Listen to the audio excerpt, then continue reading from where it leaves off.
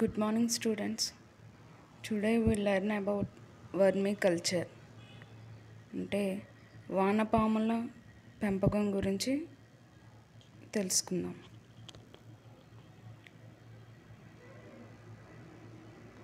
First one, scope. Developing the organisms or increasing the number of organisms by creating natural environment can be called as culture. అసలు ఈ యొక్క culture అంటే ఏంటంటే ఏదైనా ఒక ఆర్గనిజమ్స్ని మనం వాటికి సహజమైన వాతావరణం కలిగించి వాటి యొక్క నెంబర్ని ఇంక్రీజ్ చేయడాన్ని మనం కల్చర్ అంటాం. ఈ యొక్క కల్చర్లో ఇప్పుడు ఎగ్జాంపుల్ చూసుకున్నట్టయితే హనీ బీస్ కనుక వాటి యొక్క న్యాచురల్ ఎన్విరాన్మెంట్ని మనం ప్రొవైడ్ చేసి వాటిని కల్చర్ చేస్తే వాటిని ఎపికల్చర్ అంటారు. అదే ఫిషెస్కి వచ్చేసరికి పిసికల్చర్. ఆ విధంగా ఏంటంటే మనం ఏదైనా ఒక ఆర్గనిజంని వాటి యొక్క నెంబర్ని ఇంక్రీజ్ చేయడం అంటే వాటి యొక్క ఉత్పత్తిని మనం కనుక ఇంక్రీజ్ చేసినట్టయితే ఆ యొక్క ఆర్గనిజమ్స్ని బై న్యాచురల్ ఎన్విరాన్మెంట్ని ప్రొవైడ్ చేస్తూ దాన్ని మనం కల్చర్ అంటాం. అయితే అదే if the culture is of earth worms it is called vermiculture. అదే కనుక మనం ఈ యొక్క వానపాములని అంటే ఎర్త్ వామ్స్ని కల్చర్ చేస్తే కనుక దాన్ని ఏమంటే వర్మీ కల్చర్ అని అంటాం. ఎర్త్ వామ్స్ అంటే వానపాములని పెంచే పద్ధతిని మనం ఏమంటామంటే vermi culture. The term vermi is a Latin word which mean worm. ఈ యొక్క వర్మీ అనే వర్డ్ అనేది లాటిన్ వర్డ్ నుంచి డెరైవ్ అయింది. వర్మీ అంటే అర్థం ఏమొస్తుందంటే వామ్ అంటే పురుగు అని అర్థం వస్తుంది. Vermiculture is a process in which number of worms increase along with vermi compost. మనకి ఈ యొక్క వర్మీ కల్చర్ అంటే ఏంటంటే ఆ యొక్క వానపాముల యొక్క పెంపకాన్ని మనం పెంచడం అలాంగ్ విత్ దాంతోపాటు ఇంకా మనకి ఏం తయారవుతుందంటే వర్మీ కంపోస్ట్ అనేది అంటే ఎరువు న్యాచురల్ ఫెర్టిలైజర్ అనేది కూడా మనకి వర్మీ కంపోస్ట్ అనేది కూడా ఆ యొక్క వానపాముల పెంపకంతో పాటు మనకి వర్మీ కంపోస్ట్ అనేది కూడా వస్తుంది. It is a process of using the worms to decompose all types of organic degradable waste into A nutrient rich material which helps the growth of plants. ఈ యొక్క వర్మీ కల్చర్ ప్రాసెస్లో మనకి ఏంటంటే ఈ యొక్క వామ్స్ని అంటే వానపాములని ఉపయోగించి మనం ఏం చేస్తామంటే ఈ యొక్క ఆర్గానిక్ వేస్ట్ అంటే ఈ యొక్క వెజిటేబుల్ వేస్ట్ కానీ ఏవైతే డిగ్రేడబుల్ అంటే ఏవైతే మనకి యొక్క మట్టిలో కలిసిపోయి డీకంపోజ్ అవే మెటీరియల్స్ ఏవైతే ఉంటాయో ఆ యొక్క organic degradable waste like vegetables scraps అంటే ఈ యొక్క కూరగాయల తుక్కు, నెక్స్ట్ అలాగే ఎగ్ షెల్స్, ఇంకా నెక్స్ట్ ఆ యొక్క ఆర్గానిక్ ఫ్రూట్స్ కానీ ఈ యొక్క ఆర్గానిక్ వేస్ట్ అన్నిటిని కూడా మనం ఏంటంటే ఈ యొక్క వానపాములని సహాయంతో వాటిని ఒక న్యూట్రియంట్ రిచ్ అంటే వాటిలో మొత్తం ఆ యొక్క వేస్ట్ ద్వారా వచ్చి మనకు ఒక న్యూట్రియంట్ రిచ్ మెటీరియల్ అనేది తయారయ్యేలా మనం ఈ ప్రాసెస్లో చేస్తాం. ఈ యొక్క న్యూట్రియంట్ రిచ్ మెటీరియల్ని మనం ఈ యొక్క ప్లాంట్స్ గ్రోత్కి యూస్ చేస్తారు. The soil is also enriched. So మనకి ఇక్కడ ఇదేం చేస్తుందంటే ఈ యొక్క ప్రాసెస్లో ఇంకా మనకి ఏంటి ఈ యొక్క న్యూట్రియంట్ రిచ్ అనేది ఎప్పుడైతే మనకు వర్మీ కంపోస్ట్ వస్తుందో అది మనకి ఆ యొక్క సాయిల్ ఏదైతే ఉందో అది ఎన్రిచ్డ్. దట్ మీన్స్ వాటిలో న్యూట్రియంట్స్ ఈ యొక్క అమోనియా, యూరియా ప్లాంట్కి అవసరమయ్యే ఆ యొక్క న్యూట్రియంట్స్ అన్నీ కూడా మనకి ఈ యొక్క సాయిల్లో లభిస్తాయి. Because this is done by worms it is called as vermi compost. So ఈ యొక్క మనం ఏదైతే ఈ యొక్క సాయిల్ మనం వానపాములని అలాగే ఈ యొక్క వెజిటేబుల్ ఆర్గానిక్ మెటీరియల్ అంతటినీ కూడా మనం ఏంటి ఒక న్యూట్రియంట్ రిచ్ మెటీరియల్ కింద తయారు చేస్తున్నాం. అది దేని సహాయంతో చేస్తున్నాం అంటే వానపాములు అంటే వామ్ సహాయంతో చేస్తున్నాం కాబట్టి దీన్ని ఏమంటారంటే వర్మీ కంపోస్ట్. ఇది అగ్రికల్చర్లో చాలా ప్రాముఖ్యతని కలిగి ఉంది. Earthworms play a role in agriculture as they tilt the soil to the surface from subsurface layers, hence there are called as friend of the farmers. ఈ యొక్క ఎర్త్వార్మ్స్ అనేవి మనకు అగ్రికల్చర్లో ఏం చేస్తున్నాయంటే ఈ యొక్క మొక్కలకి అవసరమయ్యే న్యూట్రియంట్స్ని అందిస్తాయి. దాంతోపాటు ఆ యొక్క సాయిల్ని ఏం చేస్తున్నాయంటే టిల్ట్ అంటే ఆ యొక్క సాయిల్ని సబ్సర్ఫేస్ లేయర్స్ అంటే ఆ యొక్క మట్టిలో ఉండే కింద సబ్ లేయర్స్ అన్నిటిని కూడా మనకి గుల్లబారుస్తుంది అనమాట. అంటే టిల్ట్ దాన్ని తొలిసి మనకి ఏం చేస్తుందంటే ఆ కింద నుంచి కూడా ఈ యొక్క న్యూట్రియన్స్ అన్నీ ప్లాంట్కి అందేలా చూస్తుంది. సో అందుకే ఈ యొక్క ఎర్త్వార్మ్స్ని ఏమని పిలుస్తారంటే ఫ్రెండ్ ఆఫ్ ద ఫార్మర్స్ అని పిలుస్తారు. అంటే ఈ యొక్క రైతులకి స్నేహితుల్లాగా ఉపయోగపడుతున్నాయి ఈ యొక్క వానపాములు అనేవి. In doing so, they eat the solid which pass through their digestive system and finally come out through the anus in the form of round pellets called worm castings or vermicast. So ఈ యొక్క ప్రాసెస్లో ఇంకేం జరుగుతుందంటే ఈ యొక్క earthworms అనేవి ఏం చేస్తున్నాయంటే మనం ఏదైతే ఆర్గానిక్ వేస్ట్ అంటే ఫుడ్ వేస్ట్ ఏదైతే వేస్తున్నామో అంతటిని ఆహారంగా తీసుకుని అది డైజెస్ట్ అయ్యి మనకి మౌత్ ద్వారా ఆ యొక్క ఫుడ్ని తీసుకుని డైజెస్ట్ అయిన తర్వాత ఆ యొక్క వేస్ట్ని యానస్ ద్వారా ఆ యొక్క సాయిల్లోకి రిలీజ్ చేస్తుంది. In the form of round pellets అంటే చిన్న చిన్న పెల్లెట్స్ రూపంలో ఆ యొక్క ఎక్స్క్రీటరీని రిలీజ్ చేస్తుంది. సో వాటిని మనం ఏమంటామంటే ఆ యొక్క పెల్లెట్స్ని worm castings or vermicast. ఆ యొక్క ఎక్స్క్రీటరీ పెల్లెట్స్ని ఏమంటారంటే worm castings or vermicast. And next, history. Charles Darwin in 1881 published his last book, The Formation of Vegetable Mold Through the Action of Earthworms with Observations of Their Habits. So first in 1981లో Charles Darwin అతని యొక్క last పుస్తకంలో వీటి గురించి అంటే vermi compost గురించి రాశాడు.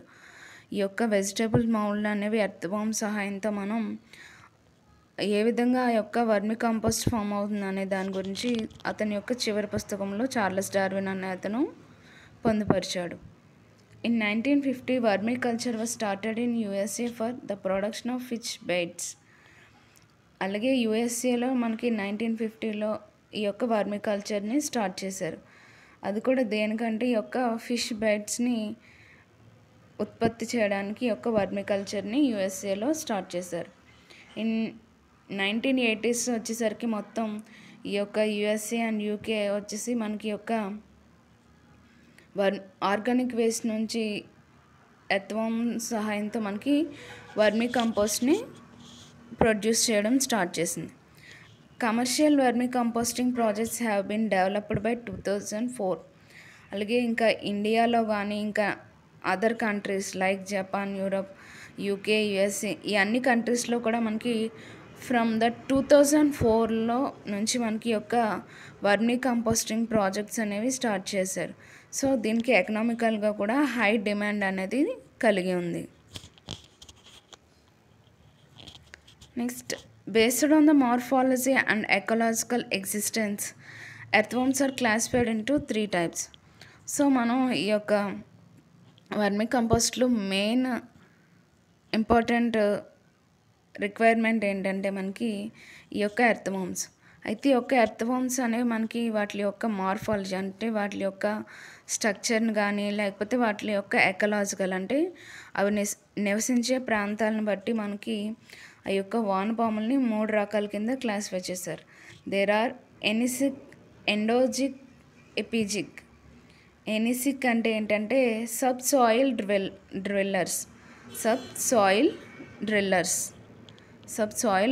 Drillers అంటే ఇవి ఏం చేస్తున్నాయంటే మనకి ఈ యొక్క మట్టిలో మనకి బర్రోస్ చేసుకుని అంటే మట్టిని తవ్వేసి లోపలికంటా కూడా ఆ యొక్క సాయిల్ అడుగు భాగంలో బాగా మట్టిని డ్రిల్ చేసి అవి అక్కడ నివసిస్తూ ఉంటాయి ఎనిసిక్ అని. ఎండోజెనిక్ వచ్చేసి ఏంటంటే వీటి యొక్క డెప్త్ అనేది వచ్చేసరికి మట్టిలో బాగా లోతుగా చాలా డెప్త్గా అబౌట్ 12 feet వరకు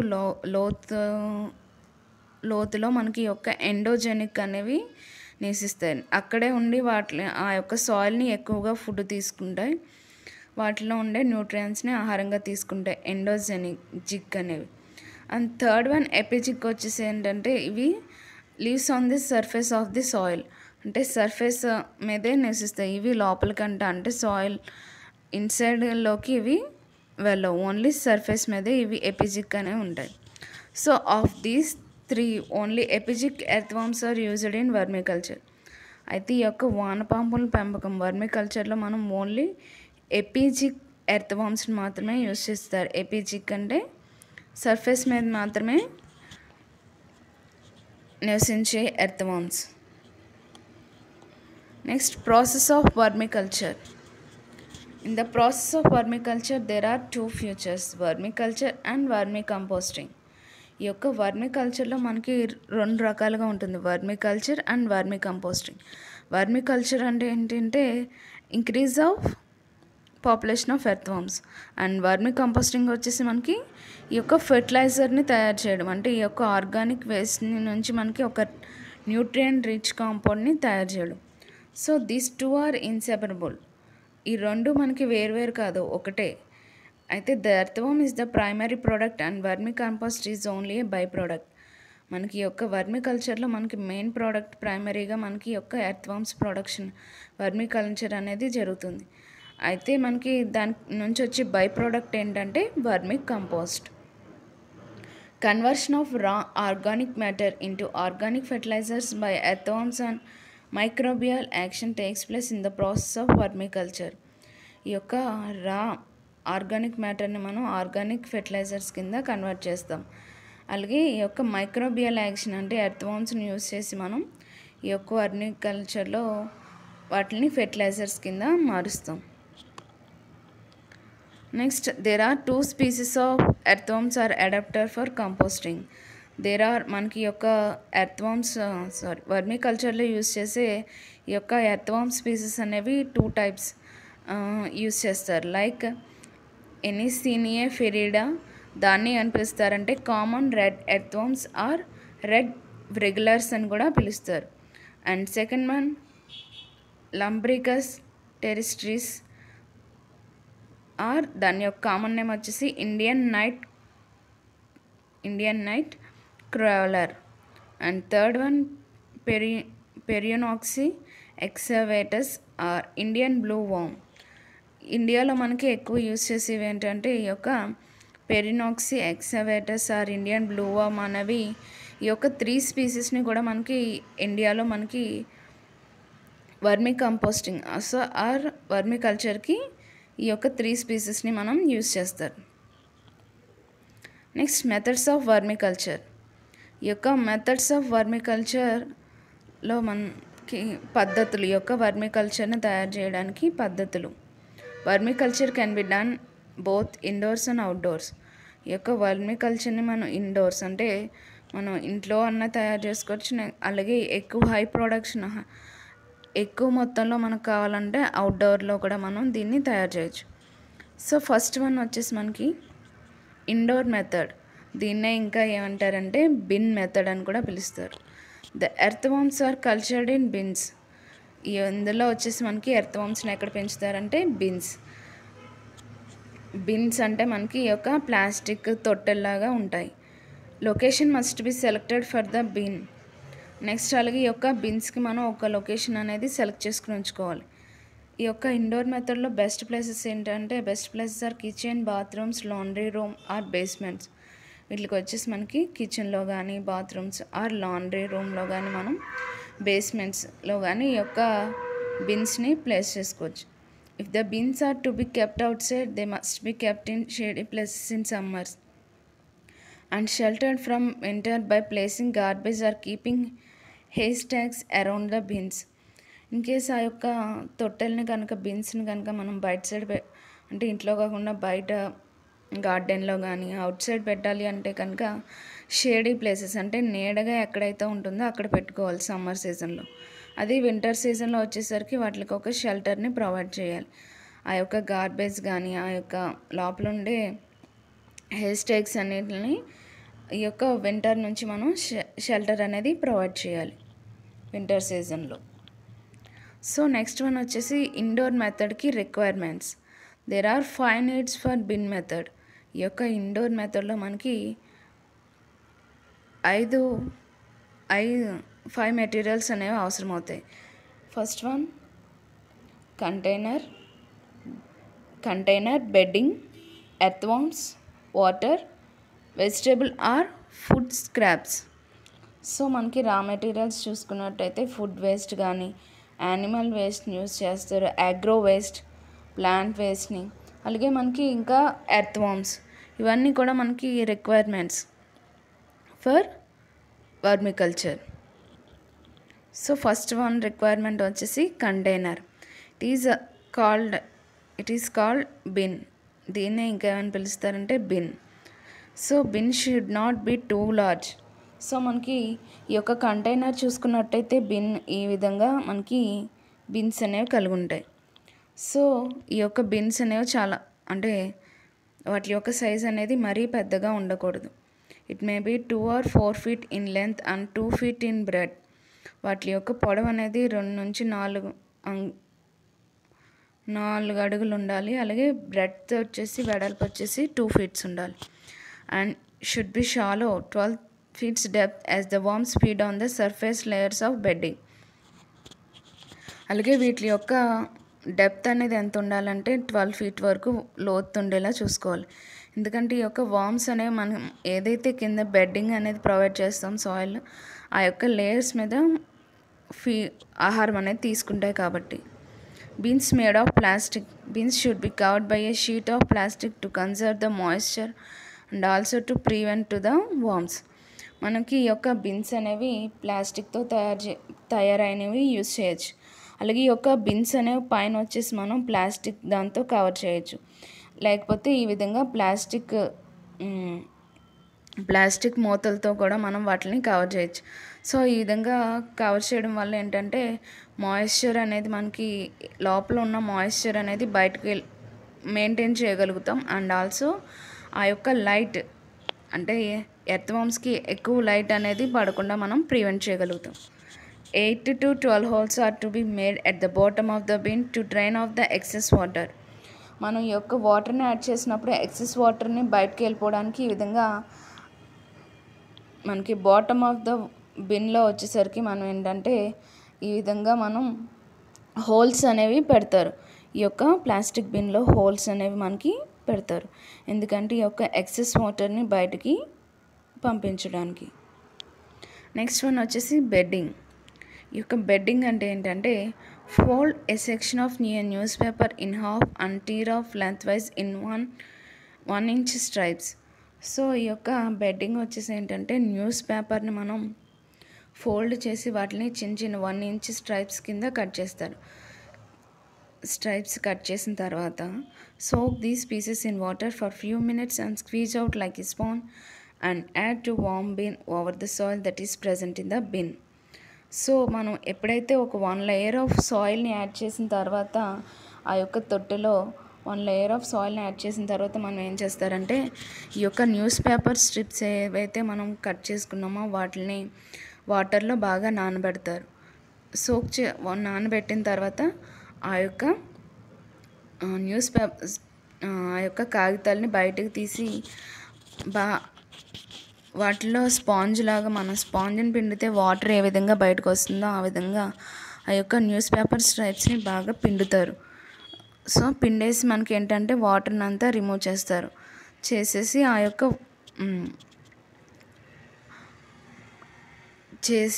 పీసెస్ని ఆ యొక్క సాయిల్ మీద యాడ్ చేస్తారు.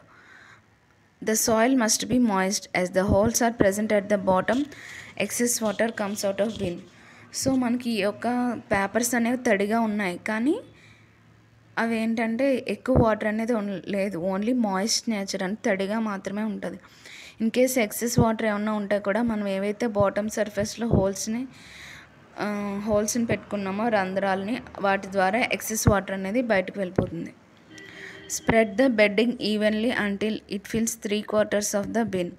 ఈ యొక్క బెడ్డింగ్ ఏంటంటే మనం సాయిల్ వేసిన తర్వాత ఒక 3 ఇంచుల వరకు ఈ యొక్క పేపర్ సెక్షన్ అనేది పేపర్ స్ట్రైప్స్ని వేసుకోవాల్సి ఉంటుంది.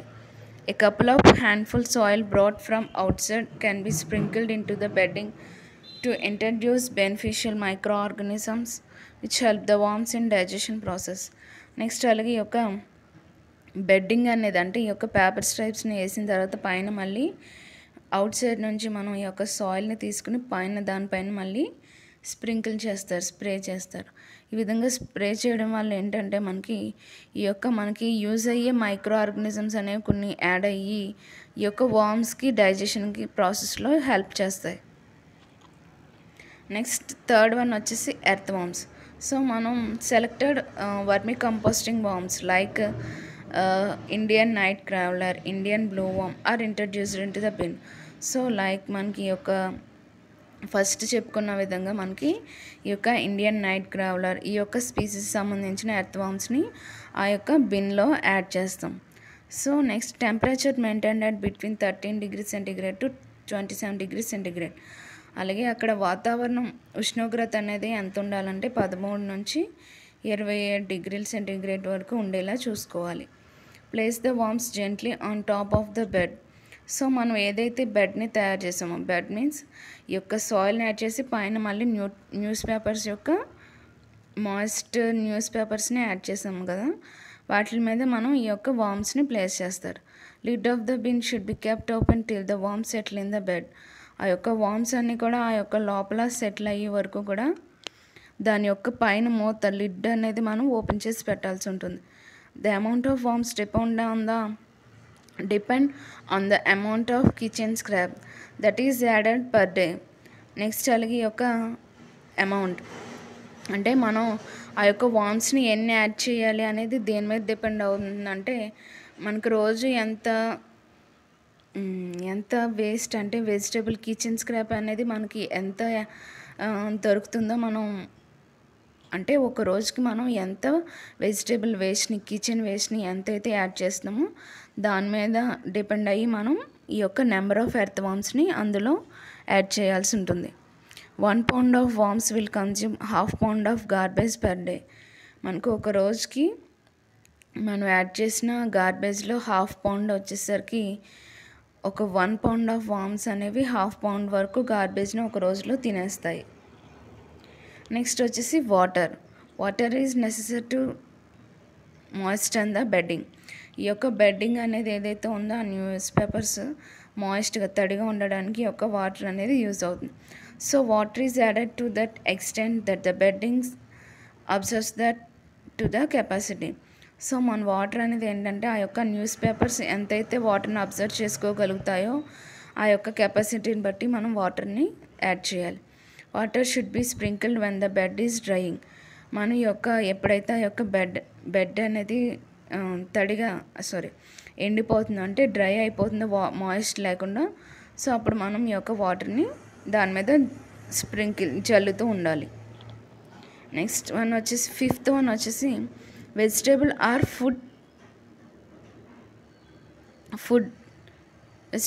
Food waste.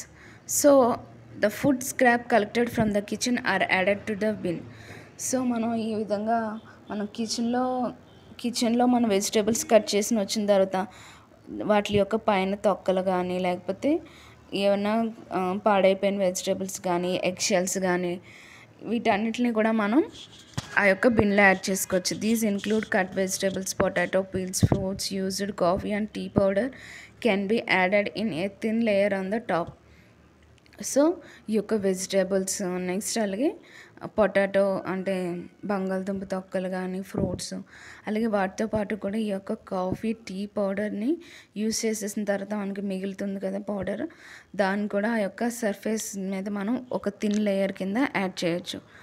More food is added after A week or 10 days. అలాగే మనం ఎక్కువ ఫుడ్ని ఒక వారం అలాగే 10 days తర్వాత ఎక్కువ ఫుడ్ని యాడ్ చేస్తూ ఉండాలి. Worms may be feed at any time of the day. ఆ రోజులో మనకి యొక్క వార్మ్స్ అనేవి అవి ఆహారాన్ని ఏ సమయంలో అయినా తీసుకుంటాయి. Food should be added in small quantities in beginning and gradually the amount should be increased. First one వచ్చేసి మనం ఈ యొక్క వర్మి కల్చర్ని స్టార్ట్ చేసినప్పుడు ఈ యొక్క కిచెన్ వెజిటేబుల్ స్క్రాప్ని కొద్ది మొత్తంలో మాత్రమే యాడ్ చేస్తాం. తర్వాత మనం గ్రాడ్యువల్గా ఆ యొక్క అమౌంట్ని మనం ఇంక్రీజ్ చేస్తూ ఎక్కువ మొత్తంలో ఫుడ్ని యాడ్ చేస్తూ ఉంటాం. The bin should be kept in dark places so that worms come to the surface and eat the food materials. So మనకి ఈ యొక్క బిన్ అనేది ఏంటంటే డార్క్ ప్లేసెస్లో మనం ఆ యొక్క తొట్టెల్ని ఏవైతే ప్లాస్టిక్ బిన్స్ ఏవైతే ఉన్నాయో వాటిని మనం డార్క్ ప్లేసెస్లో పెట్టినప్పుడు ఆ యొక్క వామ్స్ అనేవి సర్ఫేస్ మీదకి వచ్చి ఎక్కడైతే మన యొక్క వెజిటేబుల్స్ కార్పేస్తామో అక్కడ సర్ఫేస్ మీదకి వచ్చి మనకి ఆ యొక్క ఫుడ్ మెటీరియల్ని మనకి ఈ యొక్క వానపాములు అనేవి ఆహారంగా తీసుకుంటాయి. సో మనకి ఇది ఏంటంటే requirements for indoor method. Vermi culture మెథడ్లో ఇండోర్ మెథడ్కి అవసరమయ్యే రిక్వైర్మెంట్స్ ఏంటంటే ఫస్ట్ వన్ కంటైనర్ అంటే బిన్స్, అండ్ సెకండ్ వన్